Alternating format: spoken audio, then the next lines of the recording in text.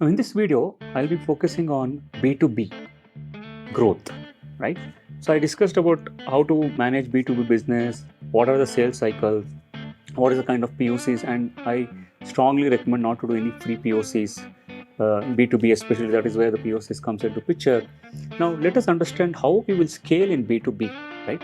Scaling in B2B is quite straightforward, but it's not that simple when you are looking at repeating the business.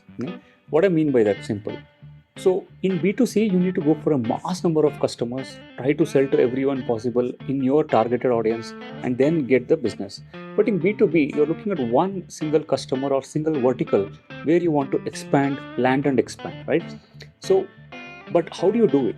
So let's say you're in a particular industry where your first customer is oil and gas. Does it mean that is a customer you always go on target by? No, not exactly. You need to understand first, is there an opportunity for me to repeat the business with other oil and gas industries? Is this feature or something that solution I've developed for this particular industry segment, can it be used for all the customers in the same segment? Right? So that is the first thing that you have to understand. When you know this first level, that this can be repeated, then that might be your vertical. So if we consider that oil and gas is my industry, then you need to tightly align with this industry, understand the complaints, understand the certification they ask for, understand how long the sales cycle happens, what are the kind of requirements that we come across in this industry, what are the kinds of players, stakeholders, everything you need to understand in order to make yourself present in front of these customers, right? And where do they go, what are the kind of events, where are these particular oil and gas industries get together and make concerns. I'm not talking just oil and gas, I'm talking, this is one of the example which I'm giving, right? Now once you do it, once you got this up, right, let's say you decided that oil and gas industry is the one I want to go after, and then the next thing what you have to do is develop solutions that is exactly for oil and gas, right? That can be used for them, that the features they are expecting, because you should have enough knowledge on this industry by now, right? Once you start working with one customer, that's exactly why we look at identifying the vertical. If you just try to sell oil and gas industry and just leave it at that without understanding the nitty-gritties of this industry, then you might not be able to sell it again, because it doesn't mean X oil and gas industry customer wants same as Y. It is not always same. It can be same, but you can do that as a repeated business. Once you understand, if I develop something for this oil and gas industry, I can replicate in other customers of the same segment, right?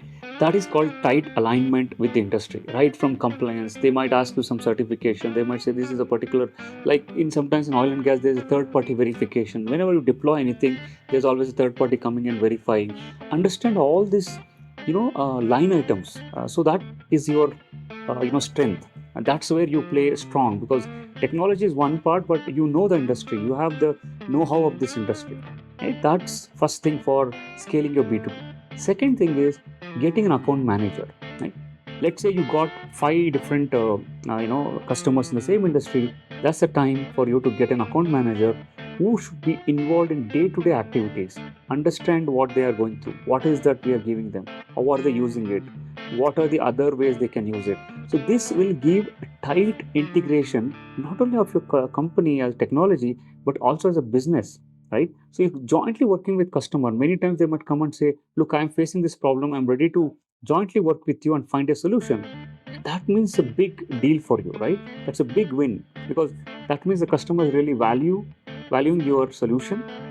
There is a requirement for your solution, and most importantly, you're hooked into that customer, right?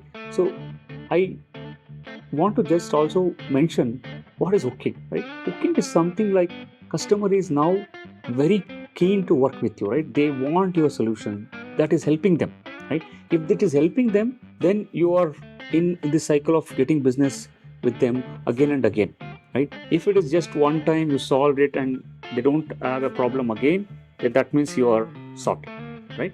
So let us understand the ingredients of this industry, the players, the competition, how exactly this flows in, what are the kind of events that can happen, what is the buying style of this particular industry, what are the patterns they decide when they want to go for any new technology.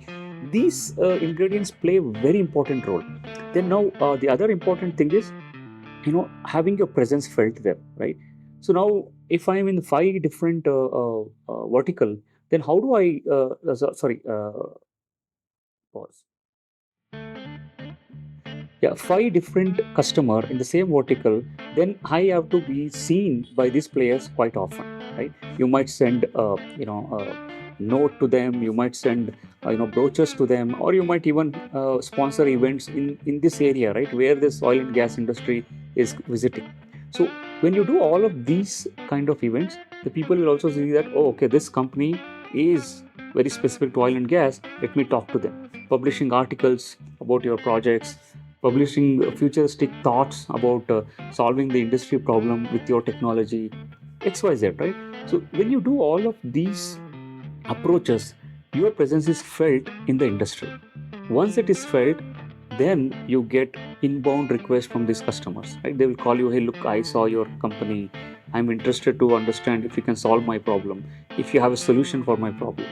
So scaling in B2B is time taking, but once it picks up, you will always be in demand. There's a continuous ask, there's a continuous requirements coming from customers asking for a solution that solves their problem. So to summarize in B2B, you need to identify a vertical. It can be anything, oil and gas, energy, banking, etc. Understand the nitty-gritties, the compliances, the legalities, the approach they take in buying a product or a solution. What are the compliances that you need to follow? This is the second thing. The third thing, identifying a right account manager who can work with this particular industry customers. If you have more than, let's say, 5 or 10 customers, then it's the right time to bring in an account manager who can focus only on these segment, right? And maybe if this scales big, then you might have an account manager by customer, right? Not by vertical, by customer, right? So these approach will help you to scale much better, and you can also repeat the business, because one side you're building the relationship, one side you are solving the problem, the other side you're bringing the presence. So it's like a triangle, right? Your presence, your technology powerness, and your business partnership with this. So business partnership will include like all this legalities, understanding how it works, how long it takes for them to take a call on particular technology. And a technology partnership, obviously that is where you would be seeing how your technology is helping them, how they are thrilled by using your solution. And the third one is your market presence via sponsors, sending them brochures, sending them various information, publishing articles about futuristic ways to solve this industry problem, etc., will give you a very good position in front of these segments.